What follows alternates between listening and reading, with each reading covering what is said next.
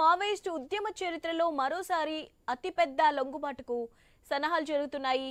Maoist కార్యకలాపాలకు కేంద్ర బిందువుగా ఉన్న ఛత్తీస్గఢ్లోని బస్తర్ జిల్లా జగదల్పూర్లో ఆ రాష్ట్ర సీఎం విష్ణుసాయి హోంమంత్రి విజయ్ శర్మ ఎదుట ఇవాళ 200 మంది లొంగిపోయేలా భారీ ఏర్పాట్లు జరుగుతున్నాయి. వీరిలో మాడ్ డివిజన్ కి చెందిన 100 మంది ఉన్నారు. కేంద్ర కమిటీ సభ్యుడు రూపేష్ ఎలియాస్ ఆషన్న, మాడ్ డివిజన్ కార్యదర్శి రణిత, ఇద్దరు దండకారిన స్పెషల్ జోనల్ కమిటీ సభ్యులు, 15 మంది డివిజనల్ కమిటీ సభ్యులు నిన్న ఇంద్రావతి నది దాటి బైరంగఢ్ కు తరలివచ్చారు. మావోయిస్టులు నదిని దాటుతున్న దృశ్యాలు సామాజిక మాధ్యమాల్లో వైరల్ గా మారాయి. వీరిని జగదల్పూర్ తరలించేందుకు పోలీసులు 4 బస్సుల్ని ఏర్పాటు చేశారు. మరోవైపు ఛత్తీస్గఢ్ కాంకేర్లోని కామ్తేరా బీఎస్ఎఫ్ క్యాంపునకు చేరుకున్న మావోయిస్టు కేడర్ సైతం వీరితో జత కలిసింది. నిన్న రాత్రి 200 మందితో కూడిన ఈ బృందం జగదల్పూర్కు చేరుకుంది. వీరంతా ఇవాళ లొంగిపోనున్నారు.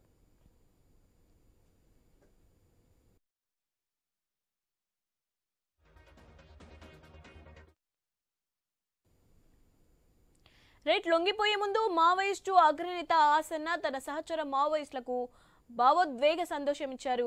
క్లిష్ట పరిస్థితిలో లొంగుబాటు నిర్ణయం తీసుకున్నానన్నారు. తన సహచరులో కొంతమంది ఇంకా పోరాటం కొనసాగించాలని కోరుకుంటున్నానని తెలిపారు.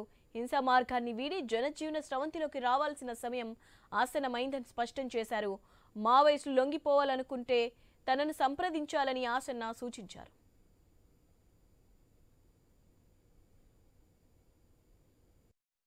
लोग है जो सशस्त्र संघर्ष को जारी रखना है करके जो तय किए साथी लोग भी अभी हम जिन विषयों को लेकर हमने ये निर्णय लिया इसमें मेजॉरिटी साथियों को तो हमारा जो तरीका है जो तरीका हमने लिया उस पर आपत्ति है, लेकिन वो तरीका किस स्थिति में हमने वो तरीका को अपनाया इसे समझना है करके मैं अपील कर रहा हूँ साथी लोगों को।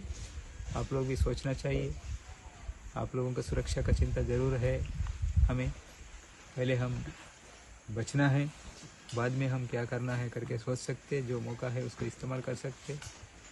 जो साथी लोग हैं जो सशस्त्र రైట్, దీనికి సంబంధించి అప్డేట్స్ తెలుసుకుందాం. మా ప్రతినిధి నవీన్ ఉన్నారు. నవీన్, అప్డేట్స్. శివాని, మనం చూడొచ్చు దేశ చరిత్రలోనే అతిపెద్ద మావోయిస్టుల లొంగుబాటు అని చెప్పుకోవచ్చు. వాళ్ళందరూ కూడా దాదాపుగా మనం చూసినట్టయితే వరుసగా కూడా లొంగుబాట్లు కొనసాగుతున్నాయి. ఛత్తీస్గఢ్ రాష్ట్రంలో దాదాపుగా ఇప్పటికే 150 మంది కూడా లొంగిపోవడానికి సర్వం సిద్ధం చేశారు. వీళ్ళందరూ కూడా బీజాపూర్ పోలీస్ హెడ్ క్వార్టర్స్ అయితే తీసుకొచ్చినట్టు, జగదల్పూర్ పోలీస్ హెడ్ క్వార్టర్స్ అయితే తీసుకొచ్చినట్టు పరిస్థితి కనపడుతుంది. దాదాపుగా నిన్న నుంచి కూడా ఇంద్రావతి నది దాటుకుంటూ మావోయిస్టులు అంటే దండకారణ్యం ప్రాంతం పాటు అదేవిధంగా అబూజ్మఠ్ ప్రాంతంలో ఉన్నటువంటి కీలక మావోయిస్టు డివిజనల్ కమిటీతో పాటు జిల్లా కమిటీలు, అంతేకాకుండా సెంట్రల్ కమిటీ నెంబర్ రూపేష్ కూడా దీంట్లో ఉన్నాడు. ఆషన్న అని చెప్పుకోవచ్చు. ఆషన్న కొన్ని సంవత్సరాలుగా దాదాపుగా 47 ఏళ్ల కంచి కూడా తన ఉద్యమంలో ఉన్నట్టు పరిస్థితి కాబట్టి అతనితో పాటు అతని కనుసంధానంలో ఉండే టీమ్స్ ఎవరైతే వాళ్ళ సిసి నెంబర్ గా తను ఉన్నాడు కాబట్టి ఆయన కింద ఉన్నటువంటి కొన్ని టీములు మొత్తం కూడా ఈ రోజు లొంగిపోయే పరిస్థితి కనపడుతుంది. నిన్న సాయంత్రం వరకే మొత్తం కూడా జగదల్పూర్ కి మావోయిస్టు మొత్తం కూడా చేరుకున్నారు. వీళ్ళకి కావాల్సినటువంటి ప్రత్యేకమైనటువంటి ఏదైతే ఉంటుందో ఇంద్రావతి నది దాటడానికి కూడా ప్రత్యేకంగా 3 బోట్లు కూడా అక్కడ ఏర్పాటు చేసినటువంటి పరిస్థితి కాబట్టి వాళ్ళందరినీ కూడా తీసుకొని నేరుగా పోలీసు పకడ్బందీగా బందోబస్తు నడుమ వాళ్ళని తీసుకుని బస్సుల వల్ల జగదల్పూర్ కి అయితే రాత్రి పూట తరలించారు. వీళ్ళని లొంగుబాటు ఈ రోజు 11 గంటలకి లొంగుబాటు చూపెడతారు. అయితే ముఖ్యమంత్రితో పాటు హోంశాఖ మంత్రి, ఛత్తీస్గఢ్ చెందిన హోంశాఖ మంత్రి కూడా ఈ లొంగుబాటు కార్యక్రమాన్ని చూపెట్టే అవకాశం ఉంది. ఇప్పటికే ఏర్పాట్లు మొత్తం కూడా పోలీసు సంబంధించినటువంటి కేంద్ర బలగాలతో కూడా రాష్ట్ర పోలీసులు కూడా పూర్తి స్థాయిలో కూడా జగదల్పూర్ పోలీస్ హెడ్ క్వార్టర్లో అన్ని ఏర్పాట్లు కూడా చేశారు. పూర్తిగా కూడా మావోయిస్టు సంబంధించినట్టు దాదాపుగా 150 మంది మావోయిస్టులు తుపాకులతో లొంగిపోతున్న పరిస్థితి కనపడుతుంది. మనం చూడొచ్చు, వాళ్ళు అరణ్యం వీడి బయటకు వచ్చేటప్పుడు వాళ్ళు తుపాకులు, అదేవిధంగా మావోయిస్టులు ఏ విధంగా అయితే అడవి ప్రాంతాలు ఉంటారో యూనిఫామ్ తోటే తుపాకులు, కిక్ బ్యాగులతో అయితే నేరుగా వాళ్ళు జగదల్పూర్కి అయితే చేరుకున్న పరిస్థితి కాబట్టి ఎప్పుడు కూడా అంటే కనీ విని ఎరగని లొంగుబాటు అని చెప్పుకోవచ్చు. మావోయిస్టు కామన్ గా లొంగిపోతా ఉంటారు కానీ వాళ్ళు తుపాకులు అజ్ఞాతంలో ఉంటాయి. అంటే అక్కడ ఉన్నటువంటి టీంలకి మావోయిస్ట్ పార్టీకి తుపాకులు వదిలేసి నేరుగా వాళ్ళు వచ్చి లొంగిపోయే కార్యక్రమం. కానీ అట్లా కాకుండా పూర్తిగా కూడా తుపాకులతోటి అంటే మావోయిస్టులకు సంబంధించిన ఆయుధాలతోటి వాళ్ళు వచ్చి ప్రభుత్వానికి లొంగిపోతున్నారు. వాళ్ళు రాజ్యాంగబద్ధంగానే మేము నడుచుకుంటాం, పూర్తి స్థాయిలో కూడా జనజీవన స్రవంతిలోకి కలిసిపోదామని చెప్పేసి కూడా తుపాకులను తీసుకొచ్చి ప్రభుత్వానికి అప్పచెప్పే కార్యక్రమం ఈ రోజు ఉంది. పూర్తిగా కూడా మనం చూసుకున్నట్టయితే ఆశన్న కూడా దాదాపుగా కొన్ని ఏళ్ల కాంచి కూడా పీపుల్స్ వార్ ఉద్యమం నుంచి అదేవిధంగా ఇప్పుడు మావోయిస్ట్ ఏర్పడింది. మావోయిస్ట్ ఉద్యమాలు కూడా కీలక పాత్ర పోషించిన పరిస్థితి కాబట్టి ఇప్పటికే ఆశన్నపై వందలాది కూడా కేసులు ఉన్నట్టుగా పోలీసు వర్గాలు చెప్తున్నారు. అందులో కీలకమైన కేసులే ఉన్నాయని చెప్పుకోవచ్చు. ఎందుకంటే అప్పటి మాజీ ముఖ్యమంత్రి చంద్రబాబుపై అలిపిరి దగ్గర బాంబ్ బ్లాస్టింగ్లు, అంతేకాకుండా